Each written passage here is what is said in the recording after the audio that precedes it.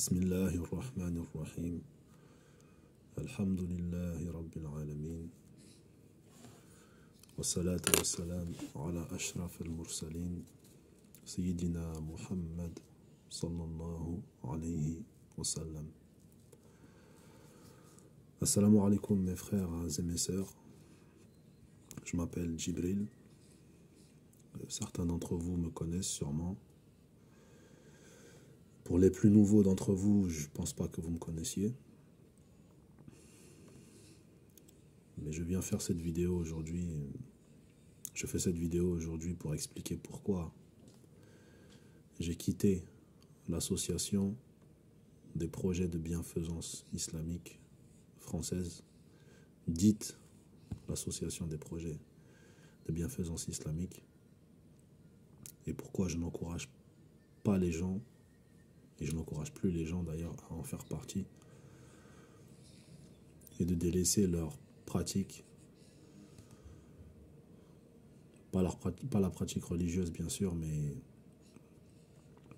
les pratiques qu'ils ont là-bas, c'est-à-dire ce qu'ils font des lois qu'ils apprennent.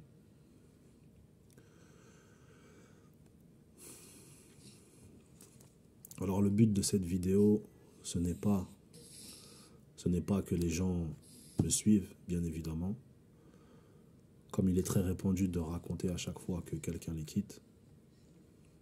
Ce n'est pas que quelqu'un me prenne pour un cheikh, ce n'est pas de créer une nouvelle Jama'iyya, ce n'est pas voilà, ce n'est pas tout ça.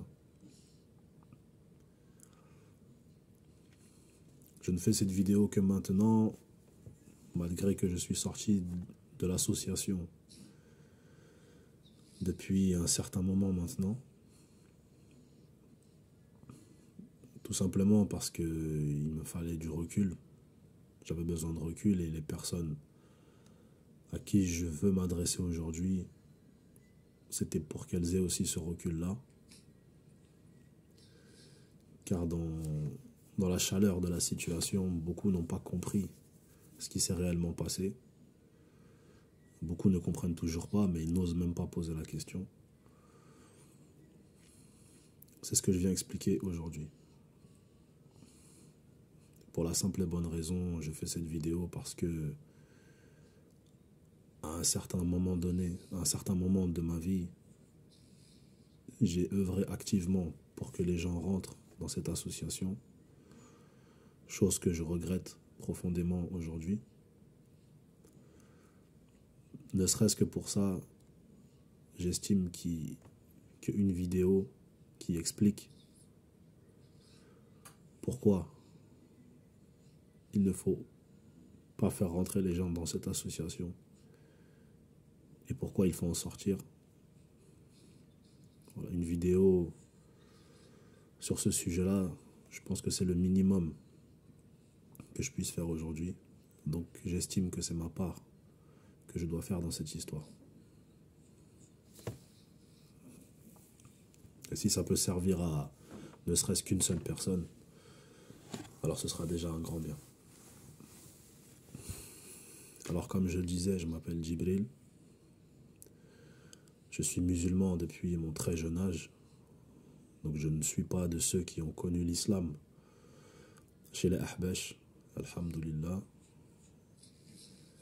Donc on peut pas, je ne rentre pas dans la catégorie de ceux à qui on peut dire qu'ils m'ont appris l'istinja, ou alif, ba, ta, tha.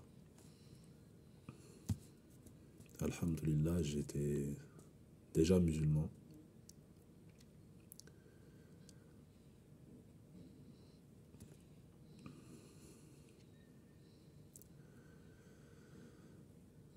Car, oui, j'étais déjà musulman, car mes grands frères, qui étaient déjà entrés en islam, m'encourageaient dans la religion, ils voulaient que je sois un bon musulman. Mon oncle, qui était le petit frère de ma mère, m'a toujours encouragé dans l'islam, et c'est lui qui m'a récité les premières fois Al-Fatiha. Donc voilà, mon histoire avec l'islam ne ne remonte pas juste une dizaine d'années en arrière avec les Ahbash.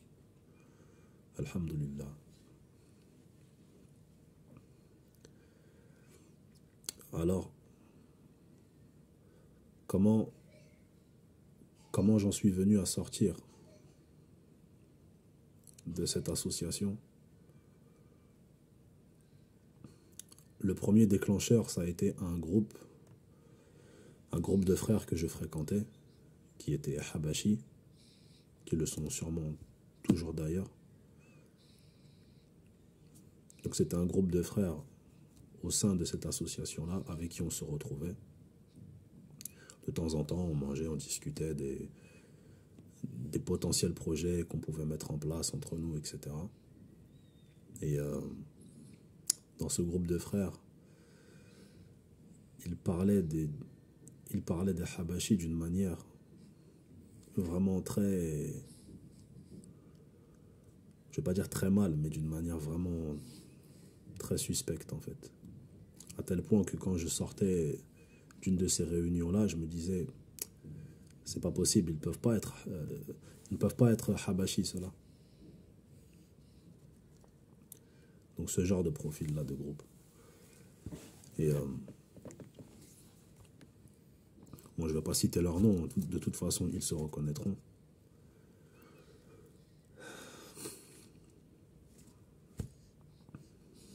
Donc voilà, vraiment des histoires, on se demande, mais comment des gens comme ça peuvent rester au sein de l'association?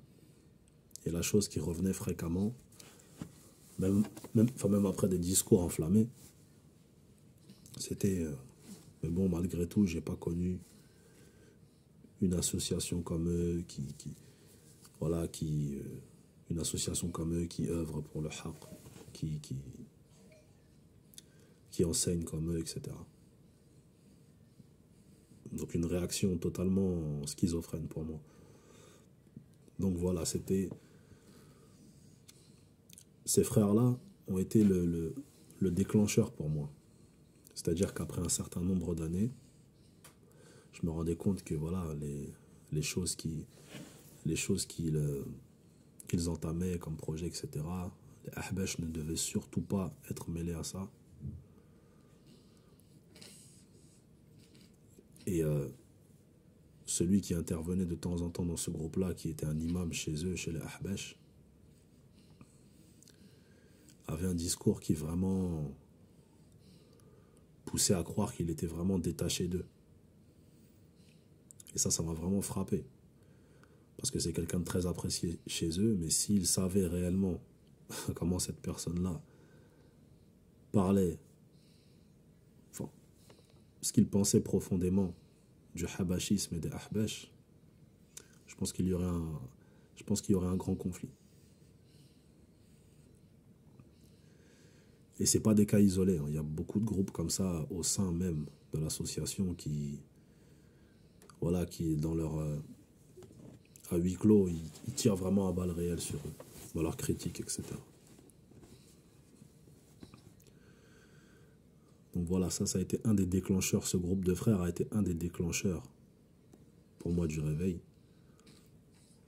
Donc ça n'a pas été Mustapha proprement dit, car même si le travail qu'il a fait est vraiment salutaire, hein,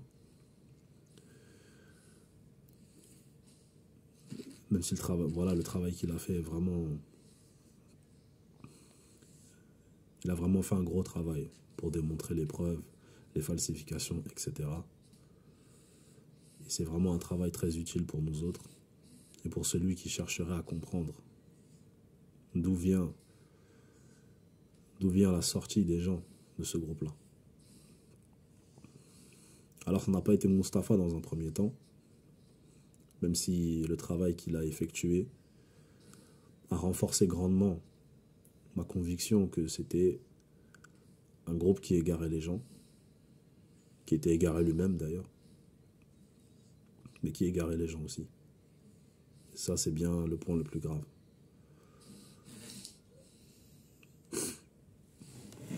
Mais la chose qui m'a définitivement réveillé du habashisme, C'était la question Ma dinuka. Alors, quelle est ta religion en français? Cette mas'ala, elle est bien connue chez eux. Je réaffirme aujourd'hui, comme mes frères l'ont fait avant moi, que cette question m'a été enseignée comme ceci. Que celui qui demande à un mécréant quelle est sa religion, si cette personne-là répond qu'elle n'est pas musulmane, alors il devient automatiquement mécréant. Qu'il sache ou non, qu'il ait su ou non ce que la personne allait répondre. D'ailleurs, un événement qui s'est passé très peu de temps après mon réveil m'a confirmé que j'étais pas fou à ce niveau-là. On s'est retrouvé chez une personne qui était habachisée, qui l'est toujours, et qui est vraiment imprégné de l'enseignement habashi. On s'est retrouvé donc chez cette personne-là à discuter. Et cette personne-là nous a affirmé que non, cette mas'ala nous a pas été enseignée comme ça, qu'on n'avait pas compris, etc.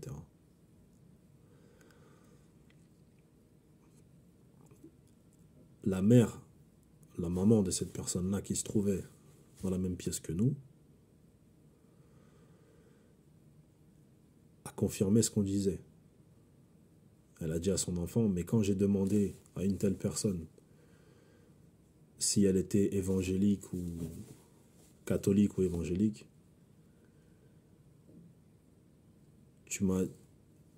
quand la personne m'a répondu, tu m'as dit de retémoigner. Tu m'as dit de refaire les deux témoignages. Donc elle a dit ça à sa mère qui était musulmane d'origine. Ça nous a prouvé que on cherchait à nous esquiver sur la question et on cherchait des bifurcations pour savoir comment s'en tirer. Donc cette personne-là a été prise la main dans le sac. Et là, j'ai su que leur manière de juger les lois n'était vraiment pas honnête. Parce que là, ils n'avaient pas d'échappatoire. Et d'ailleurs, quand on a demandé à cette même personne, est-ce que tu connais les savants qui ont parlé de cette question? Quand on lui a cité le tafsir de Abu Hayyan al-Andalusi, on lui a demandé, est-ce que tu connais ce savant-là? La personne ne connaissait pas. Al-Fakhr al-Razi. La personne ne connaissait pas. Donc il y a aussi une manière d'éloigner les gens de la culture islamique pour être sûr qu'ils n'aillent pas vérifier d'eux-mêmes. Chose que moi je ne faisais pas, car j'ai toujours voulu savoir qui étaient les savants, à quelle période ils ont vécu, quel était leur acabit réel. L'histoire, voilà, la culture islamique en général. Je me suis toujours intéressé à ça. C'est ce qui m'a sauvé un petit peu de ne pas suivre aveuglément à chaque fois, chaque avis. Et chaque histoire qu'on me racontait, que ce soit sur des compagnons, des savants, etc. Donc moi-même, qui me suis retrouvé dans une situation par rapport à cette question-là dans le passé, il y avait 2 frères à côté de là où je travaillais qui m'ont passé le salam. Moi, à l'époque, j'étais J'étais en plein dans le habachisme. Et vu l'origine en fait des frères, qui étaient il me semble que c'était des Antillais, quelque chose comme ça. J'ai été étonné qu'ils me passent le salam, et ils insistaient. Et comme ils insistaient, assalamu alaikum. Et je leur ai répondu, je leur ai dit, ah, vous êtes des musulmans. Plus tard dans la journée, j'ai discuté de ça avec un frère de l'association, qui lui était vraiment toujours dans les détails, dans les questions, dans les avis, dans les cas, etc. Il m'a dit, mais t'as posé cette question-là, mais c'est chaud, pose ta question, etc. Normalement, tu poses pas cette question-là, tout ça.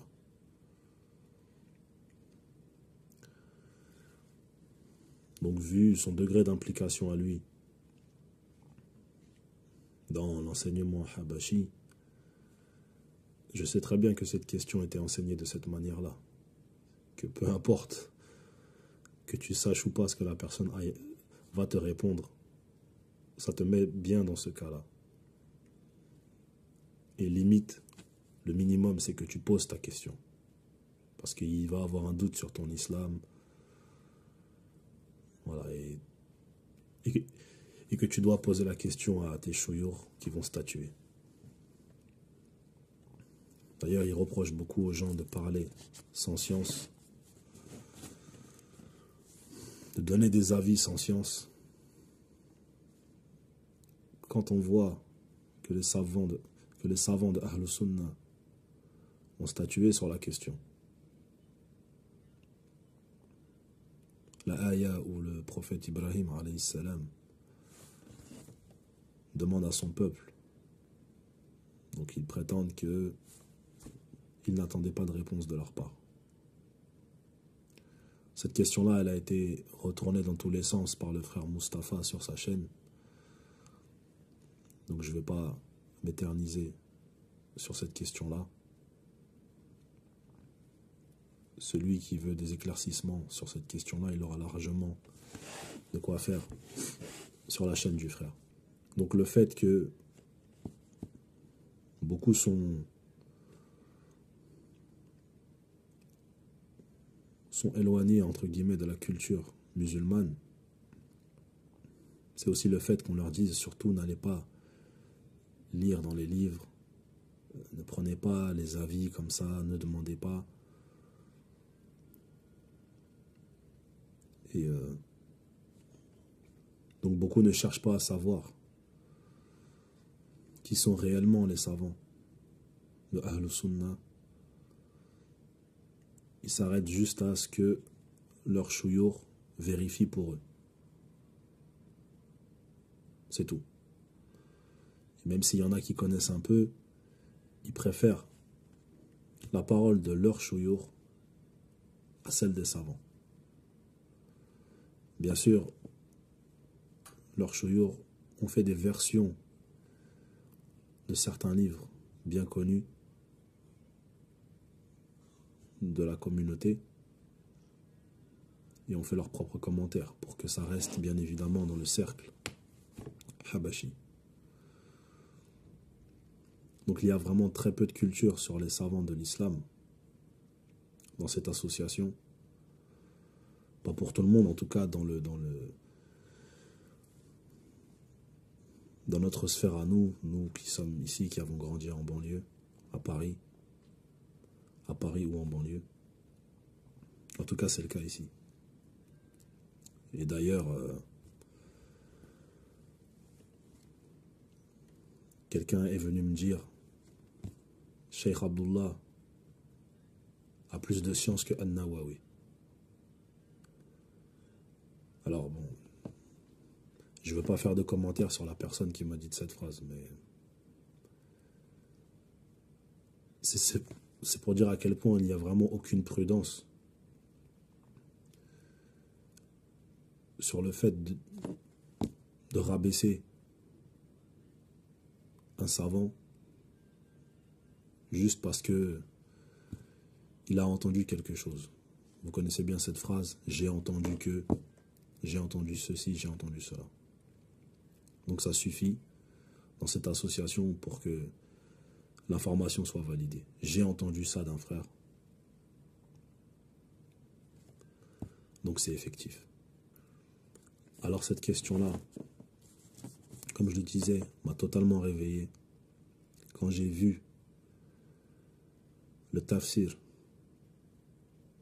des savants sur cette question-là. Moi, je n'avais plus aucun doute parce que je connaissais les savants en question. Bien sûr, je ne connais pas leur œuvre dans tous les détails, mais je connais qui sont ces savants-là qui ont donné ces tafsirs. Alors moi, ça m'a suffi.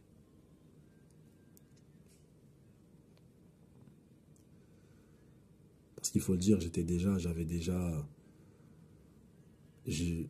n'étais plus happé par le habachisme comme je l'étais avant.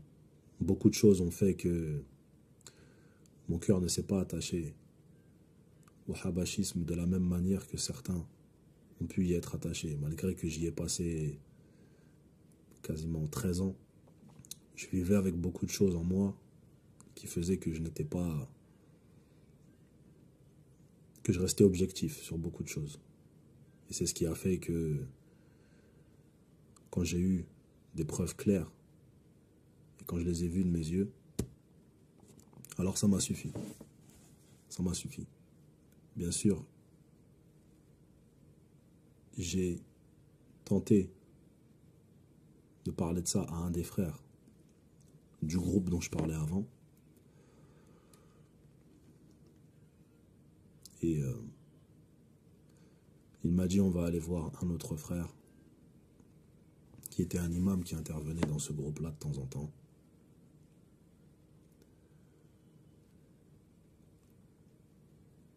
Il m'a dit on va en parler avec lui parce que c'est lui qui est plus calé sur cette question. Donc j'ai laissé cette affaire sur le côté.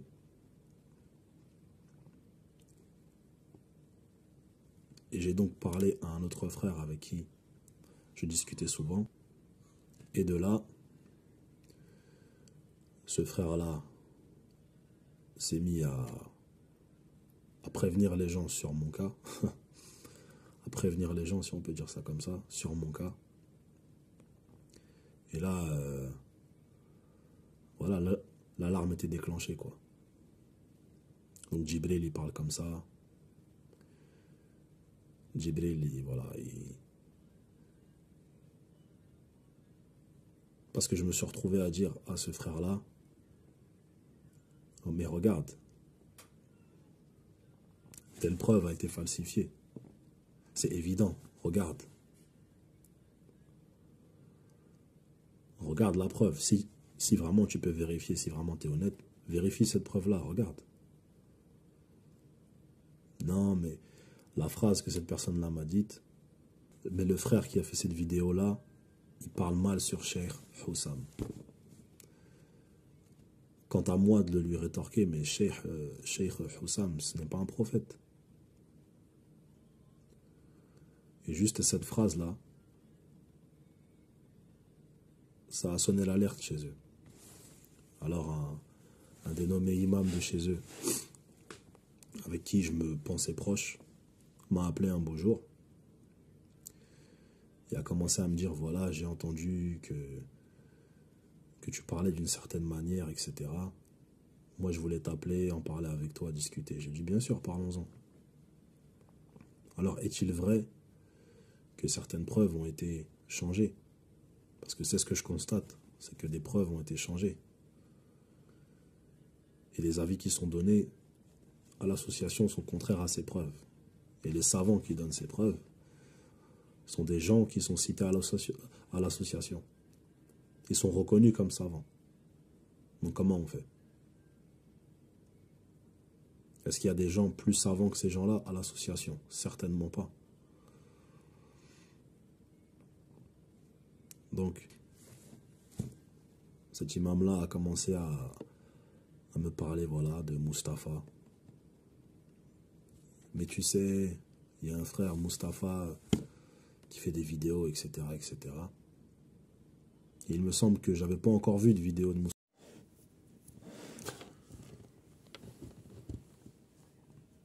Donc pour tenter tenté d'avoir des éclaircissements aussi sur cette situation-là. J'avais offert, là où je me trouve même en ce moment, c'est-à-dire le logement où je suis, comme terrain neutre pour un potentiel débat. En sachant d'avance que ce ne serait pas possible. Mais j'ai vraiment voulu que ça se passe. Donc quand les gens vont vous dire qu'ils nous ont appelés, qu'ils nous ont donné une tonne de preuves, c'est juste un mensonge éhonté, c'est-à-dire c'était juste répéter des règles qu'ils se sont inventées. D'ailleurs, parce qu'on sait aussi très bien comment la manière de débattre chez les Habashis, c'est de ne surtout pas laisser parler l'interlocuteur. Tout bon Habashi le sait très très bien. Donc, de votre point de vue, vous avez gagné tous les débats. Alors que je me suis retrouvé, moi, physiquement dans les débats où voilà, on a dû assurer, entre guillemets, le bon déroulement de certains débats qui auraient pu très mal finir. Je l'ai constaté plus d'une fois. C'est-à-dire que c'est une règle religieuse chez vous de ne pas laisser l'interlocuteur parler. Pour la simple et bonne raison que il peut dire du kufr, il va augmenter en mécréance. Vous le savez très très bien. Donc dire qu'ils ont débattu, ils ont accepté le débat, c'est complètement faux. Pour la simple et bonne raison que les preuves qu'on avance ont été jugées comme des cas de mécréance chez les Ahbash. On a d'ailleurs été traités d'apostats, moi et d'autres frères. Et ça, c'est pas quelque chose que j'ai entendu. C'est pas quelque chose que j'ai entendu qu'il s'est passé. Non, je l'ai entendu de mes propres oreilles. C'est pas quelque chose que j'ai entendu d'une tierce personne, pardon. C'est quelque chose que j'ai entendu de mes propres oreilles à moi. D'ailleurs, un des fanfarons Ahbash qui s'amuse tout bonnement à insulter tout le monde sur les réseaux sociaux, sur Facebook précisément, m'a clairement dit que j'étais un apostat.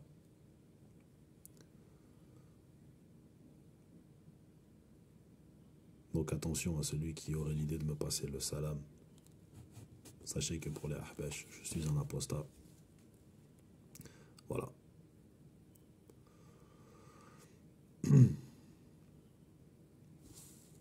Donc voilà comment ça s'est passé. Quand j'ai vu que le débat n'aurait jamais lieu, alors j'ai bien su que c'est parce qu'il n'avait pas de quoi répondre. Parce qu'appeler les gens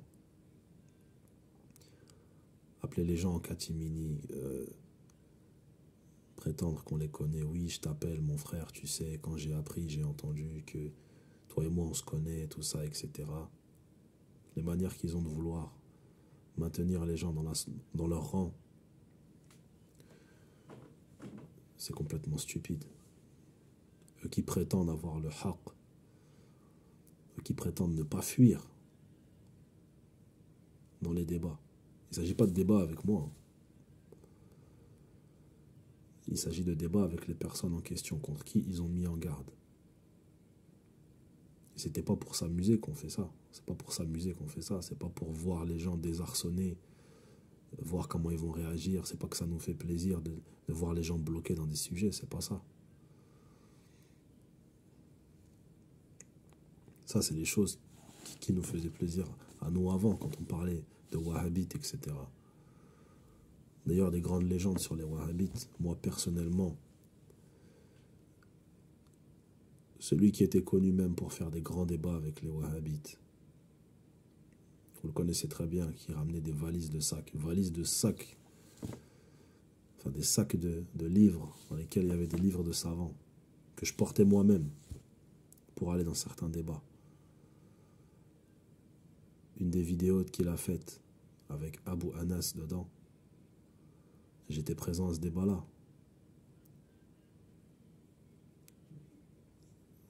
Voilà, il s'est vendu l'idée qu'il a gagné le débat, mais c'est complètement faux. Il a juste insisté sur une question par rapport au Maolid. Et la personne avec qui il allait débattre ce jour-là, qui était Abu Anas, a rétorqué dans le même livre qu'il a rapporté une autre parole qui disait le contraire sur le Maolid. Et je ne suis pas en train de critiquer le Maolid. Je fête le Maolid, c'est quelque chose que, voilà, que je fais joyeusement. Donc c'est pas un avis religieux que je donne là, mais c'est juste pour que vous voyez la réalité en face.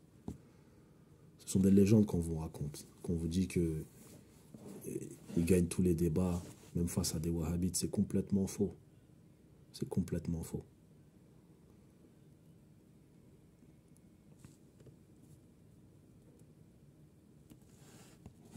Pour ceux qui sont sur le terrain, le savent très bien. C'est-à-dire, nulle part vous faites l'unanimité, nulle part. Vous voyez ça comme une force, mais vous savez très bien quel genre d'idée vous laissez transparaître. Vous voulez faire croire que c'est une force, mais c'est complètement faux. Et vous le savez très bien. Le Habashi de base qui enseigne, il est obligé d'opérer caché. Donc la force que beaucoup de frères ont dans cette association, c'est le manque de culture de la plupart de ces adeptes. La force qu'ils ont, en fait, c'est la faiblesse des autres frères. Je le dirais comme ça, c'est que votre force, c'est la faiblesse des autres, entre guillemets. Et c'est vraiment malheureux, c'est vraiment malheureux. C'est vraiment pas quelque chose duquel je me réjouis. Et c'est pas... J'ai pas fait cette vidéo pour m'acharner sur des gens. Voilà, je cite pas de nom spécialement parce que... Voilà, j'ai dépassé le stade d'avoir des problèmes avec les gens.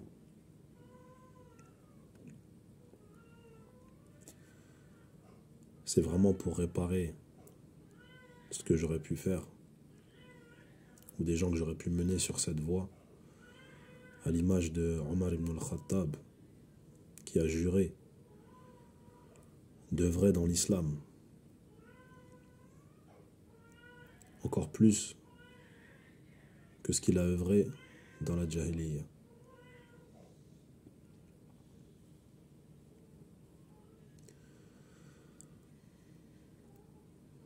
Donc cette vidéo, je présente ce qui m'a fait sortir de l'association.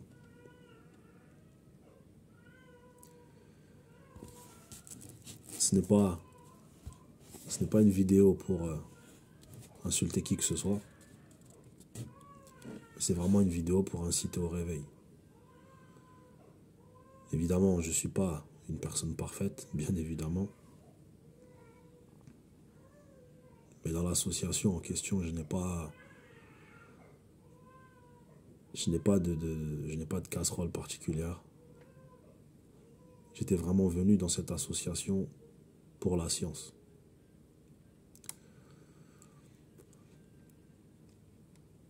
C'est d'ailleurs ce qui m'a poussé, quand j'ai entendu les détails qu'il donnait sur la croyance, à adhérer à cette association. Parce que justement, il citait beaucoup des savants dont ils ont détourné les avis quand ils citent la croyance. Ce qui est très bien, hein, ce qui est très bien. C'est d'ailleurs pour ça que, voilà, que j'avais intégré l'association, que j'avais adhéré, que j'étais devenu sympathisant, du moins.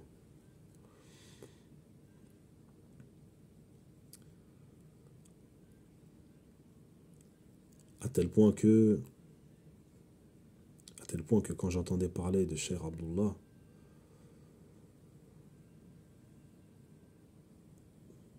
je pensais que c'était quelqu'un de l'acabit de Al-Shafi'i, Ahmed ibn Hanbal, ce genre de personne. Quand j'ai appris quelques années plus tard par un frère, par un frère qui aujourd'hui a été, a été vraiment sujet à des mises en garde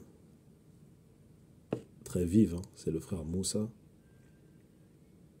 C'était quand j'étais à une célébration et qui se tenait au milieu de gens. Voilà, il parlait de Abdullah al-Harari. Quand une personne dans la foule lui demande mais où est-ce qu'il est donc ce savant? Et c'est là que j'ai appris que Abdullah al-Harari était décédé. C'était peut-être un an auparavant. Le destin a fait que celui qui était au stand d'Arwa à tenir un discours sur Abdullah al-Harari soit victime de mise en garde. Parce que il s'est rendu compte que la personne qui défendait a été la source d'avis vraiment douteux. Et comment cette personne-là a fait pour s'en rendre compte? Il est juste parti apprendre l'arabe de lui-même. Il s'est ouvert aux savants. Et il a accepté la vérité. Tout comme je l'ai accepté, tout comme mes autres frères l'ont accepté. Et il ne s'agit pas d'un nouveau groupe qui a été formé ou quoi que ce soit. Youssouf El-Mounaoui, c'est quelqu'un que je ne connaissais pas. Que je ne connais toujours pas d'ailleurs. C'est quelqu'un que je n'ai jamais rencontré. Voilà. Je ne m'assois pas avec lui pour apprendre la science de la religion. Pas qu'il n'en soit pas capable, pas qu'il ne soit pas capable d'enseigner, c'est juste que je n'ai pas de contact avec lui. Je ne le connais pas, toujours à ce jour-là. Malgré qu'il a fait un grand travail pour démontrer les falsifications qui ont été faites. Donc voilà, c'est légende qu'il y aurait un groupe qui a été formé et que certains frères contre qui la mise en garde a été très virulente seraient des agents, des services secrets, enfin, des choses vraiment incroyables, mais qui sont acceptés par des gens embrigadés dans le habachisme, juste parce que ça soutient votre fanatisme tout simplement. Et vous êtes prêts à y croire, juste parce que vous ne voulez pas sortir de là-bas. Mais l'époque est vraiment trop réelle pour faire comme si... Enfin, pour fermer les yeux. Il n'y a pas de savants à l'association. Et les gens de l'association Voshouyur ont reconnu même des savants contemporains à qui ont été exposés leurs avis.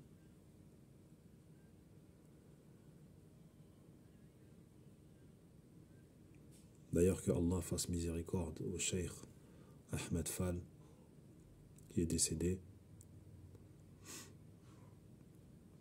que l'un de vos grands chouyours a fait l'éloge de ce cheikh, a dit de lui que c'était l'un des plus grands savants contemporains, etc. Quand il lui a été exposé l'avis de ce chouyour Ahbesh, que vous prenez comme grand chouyour, il a dit non, tel avis, ce sont des gens de l'égarement. C'est un avis d'égaré. Donc voilà, je ne voulais pas être trop long sur cette vidéo. C'était juste pour expliquer ce qui m'a fait sortir de l'association. Je ferai sûrement une autre vidéo pour expliquer comment j'ai intégré l'association et quel procédé douteux, parce qu'il y a tellement d'anecdotes à raconter qui auraient dû déjà me faire sortir de l'association, mais on ne peut pas se fier juste à ce qu'on entend par les adhérents, par les j'ai entendu que il y a un détail sur ça, etc. On ne peut pas se fier à ça. Mais par contre, ce que vos têtes ont fait, ce n'est pas quelque chose qui peut être excusé par une erreur. Car si seulement ce n'était qu'une erreur, bon, on aurait pu avancer avec, mais c'est vraiment trop énorme ce qui s'est passé. C'est vraiment trop énorme ce qu'ils ont fait. Et la problématique doit être exposée.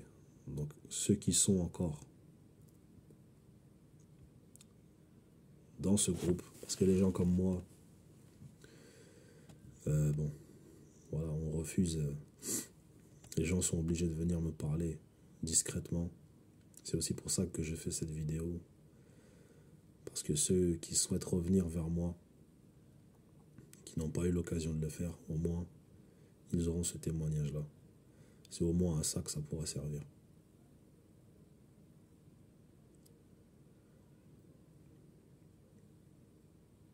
Donc j'espère que j'ai pas été trop long, trop confus.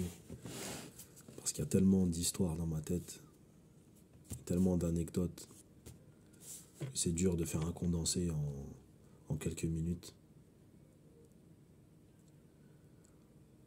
Assalamu alaikum. Que Allah vous préserve.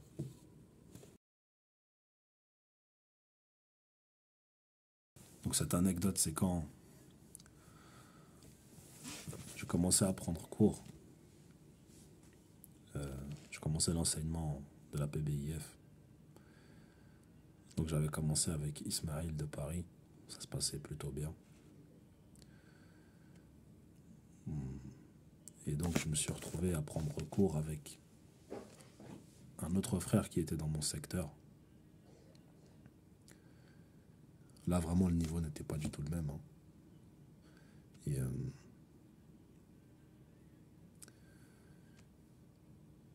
donc je passe les détails, mais dans un cours qu'il donnait, il me semble que j'étais seul ce jour-là. Il se met à me dire, mais... Alors je ne sais plus comment on en est arrivé là, mais il m'a dit, attention, le Cheikh Abdullah, il peut voler.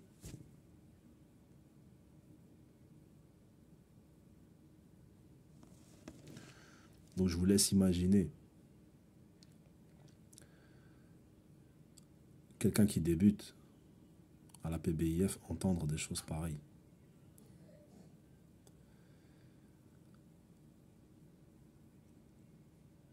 On sait très bien que Allah Ta'ala, il est tout puissant sur toute chose. Et Allah Ta'ala, il a fait aussi que dans le monde qui est le nôtre, dans lequel nous vivons, il y a des lois physiques. Donc il y a des choses qui n'arrivent quasiment jamais. Comme le fait qu'un homme ouvre sa fenêtre et se met à voler. Pour un être humain normal, hein, qu'il soit pieux ou pas pieux.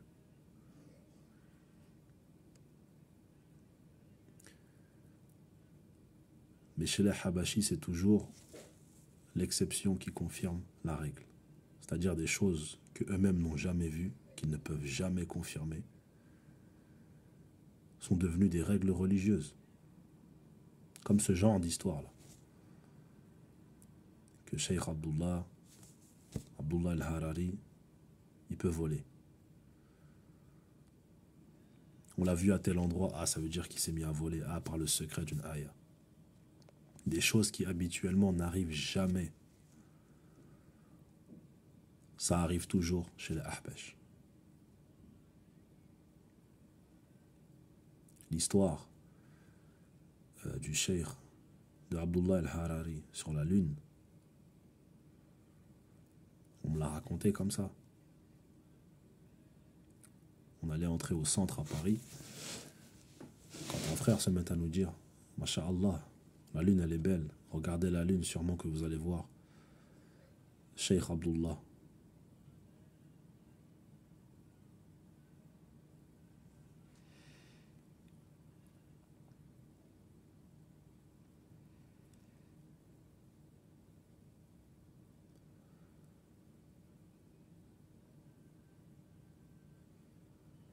Donc ce qui met dans la tête des gens qui sont sur la voie du paradis. Parce que des légendes sont racontées comme quoi un tel savant s'est mis à voler par sa fenêtre.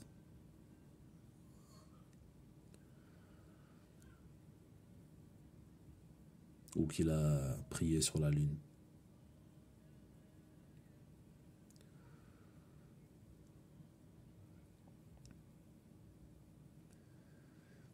C'est d'ailleurs dans cette association aussi qu'on m'a raconté. Et je suis désolé, hein, c'est pas des gossips, donc je ne vais pas citer le nom.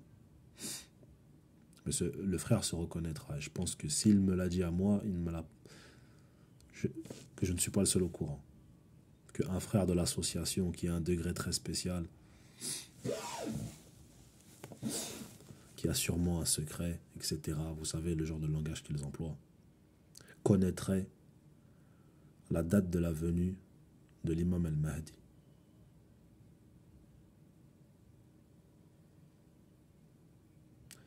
Je veux dire, même parmi d'autres groupes égarés, est-ce que franchement on a déjà entendu ça quelque part? C'est complètement incroyable.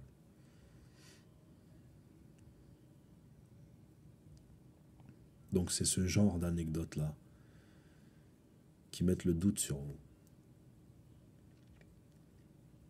Pensez pas que parce que les gens sont là-bas depuis des années, qu'ils n'ont pas des doutes dans le cœur. C'est-à-dire qu'il y a des choses que la raison va accepter de manière logique, comme le fait que tout le monde n'est pas parfait, qu'on peut supporter des comportements, etc. Mais il y a des enseignements, comme le disait bien le frère Mustapha, qui rendent vraiment les adhérents bizarres. C'est-à-dire un Habashi qui dit ouvertement qu'il est Habashi, aux gens comme ça n'existe pas. Contrairement à un enseignant qui apprend le madhab, Maliki, Hanafi, il va le dire sans honte. Parce que c'est basé sur les enseignements d'un savant.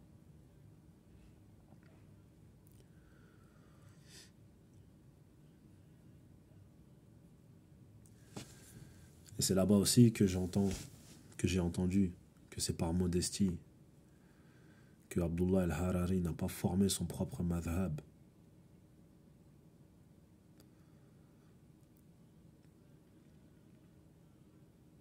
J'ai entendu quelqu'un dire comme ça, le madhab habashi.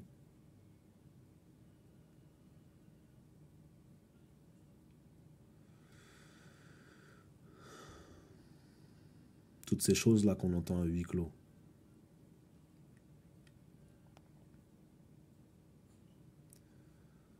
Sont des choses qui,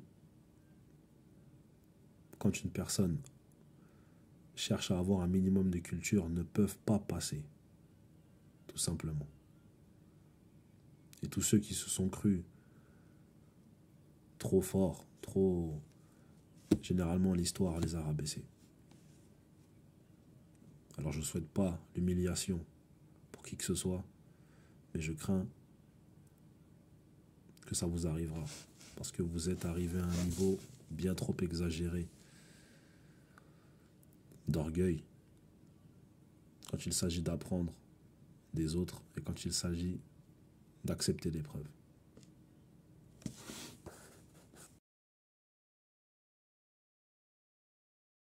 Un frère, oui, mais j'ai entendu qu'il y a un avis sur lui parce qu'il dit quelque chose de contraire à la aqida sur Muawiyah. Parce que oui, vous faites rentrer dans la croyance qu'il ne faut pas valoriser Muawiyah. Ce qui fait que la plupart des savants sunnites, vous n'êtes pas en accord avec eux. Et combien même ceux que vos chouyours ont érigés, c'est-à-dire ont même élevé dans leurs compliments comme des grands savants, ne trouvent pas grâce à vos yeux quand ils donnent l'avis des savants de Ahlus Sunnah, ne serait-ce que sur le cas de Muawiyah.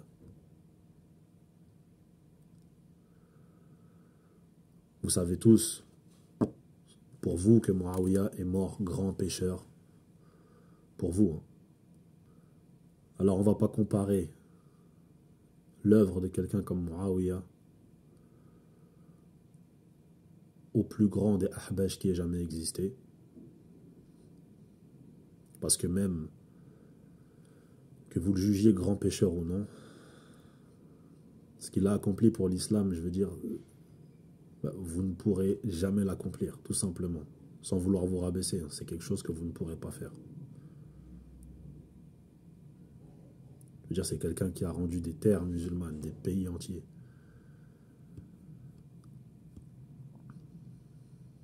Il me semble, oui, c'est Chypre. Il a marché sur Chypre et Chypre est devenue musulmane. Et c'est Muawiyah qui dirigeait cette armée. Est-ce que vous connaissez un Ahbash qui a rendu ne serait-ce qu'une ville, ne serait-ce qu'un quartier, une rue musulmane? Moi, personnellement, je ne connais pas. Et j'ai passé quasiment 13 ans là-bas. J'ai donné cours comme j'ai pu.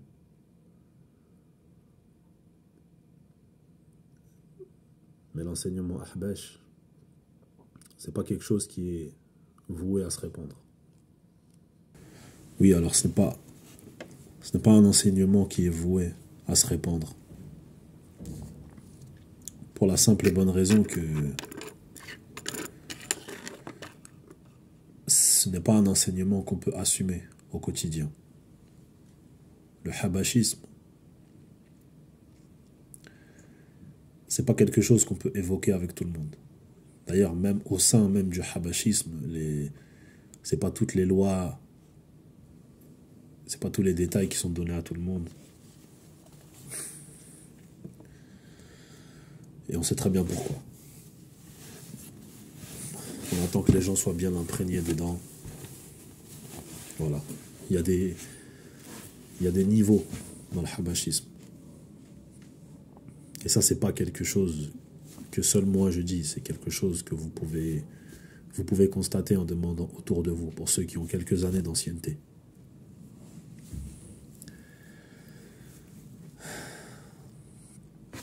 Donc, le habashisme, c'est pas quelque chose que l'enseignant de ce groupe-là, il peut assumer au quotidien. Ou en définitif. Et on le voit bien qu'à chaque fois qu'il y a des imams de ce groupe-là qui intègrent des mosquées, qui font des sites, qui commencent plus ou moins à bien marcher, jamais vous verrez qu'ils prônent le habashisme. C'est-à-dire, il ne met pas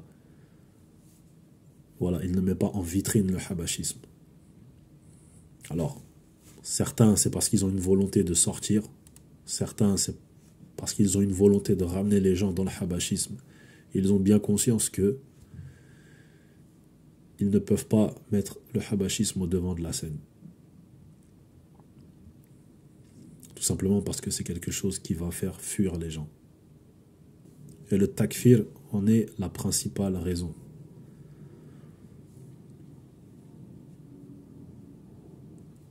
Les habashis chevronnés sont capables de vous mettre du takfir dans toutes les questions.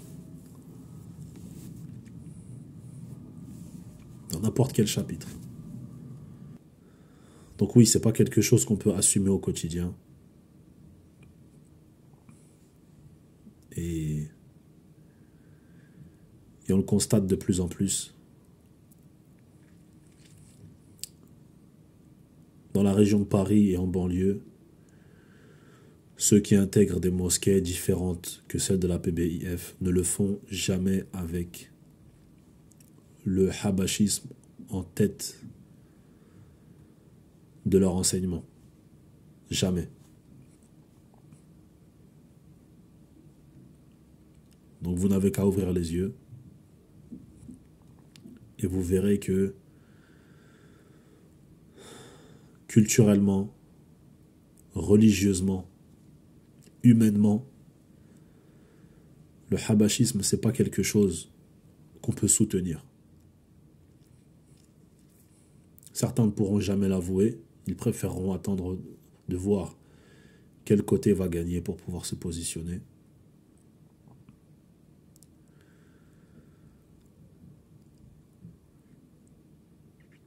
Bon, c'est ce que beaucoup attendent en tout cas.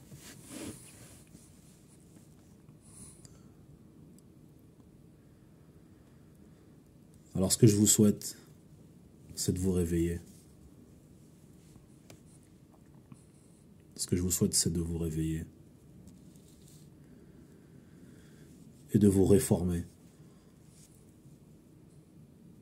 De vous réformer religieusement.